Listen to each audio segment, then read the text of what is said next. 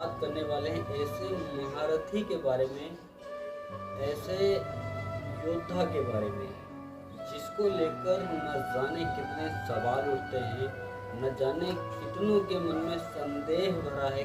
महारथी कर्ण का इतना जीवन दुखदायक क्यों था? इनको क्यों इतने अवसर, इतनी हर जगह पर इतने दुख मिलते थे?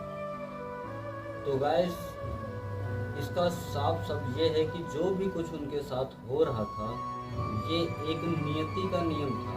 अब ये नियति का नियम क्या होता है, ये भगवत गीता की कहानी मैं तुम्हें इस वीडियो में इतनी जल्दी तो नहीं समझा सकता, लेकिन हाँ इतना जरूर कहूँगा कि अंगराज कर्ण अधर्म के रास्ते पर चल रहे थे, इसीलिए उनके साथ इतना बुरा हुआ था। वो the great warrior of Mahabharata, मतलब सबसे महान योद्धा थे, वो अधर्म के रास्ते पर चल रहे थे और ये बात उनको खुद नहीं पता थी कि वो अधर्म के रास्ते पर चल रहे हैं, क्योंकि इनमें 3 महारथी ऐसे थे।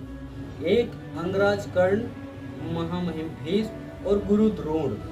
ये तीनों महारथी ऐसे थे कि जिनको लगता था कि वो जिस रास्ते पर चल रहे हैं वो उनके लिए धर्म, अगर वो अपने माने हुए धर्म का त्याग करके, अपनी प्रतिज्ञाओं को छोड़कर यदि वो अपने धर्म के रास्ते पर चलते तो शायद ही महाभारत का युद्ध टल सकता था। और दूसरी बात ये है, आपको लगता है कि अंगराज कर्ण धर्म के रास्ते पर चल रहे थे, तो एक बात बताइए, जो धर्म के रास्ते पर चलता है उसको 3 श्राप क्यों लगते हैं? हाँ, अंगराज कर्ण को 1 नहीं 2 नहीं 3 श्राप। और सबसे बड़ा श्राप उनको ये लगा था कि जब वो जीवन का आखिरी युद्ध लड़ रहे होंगे तब उनको अपनी विद्या का, अपनी शक्ति का, अपनी जितनी भी शक्तियाँ थी, अपनी विद्या का विस्मरण हो जाएगा।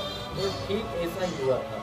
अब आप बताइए, यदि वो धर्म के रास्ते पर चल रहे होते तो उन्हें ये 3 श्राप क्यों लगते? तो गाइस, आज ये कंफर्म हो चुका है कि अंगराज कर्ण जो थे वो धर्म के रास्ते पर अग्रसर तो थे, धर्म के रास्ते पर चल तो रहे थे, लेकिन जाने अनजाने में वो अधर्म भी कर रहे थे।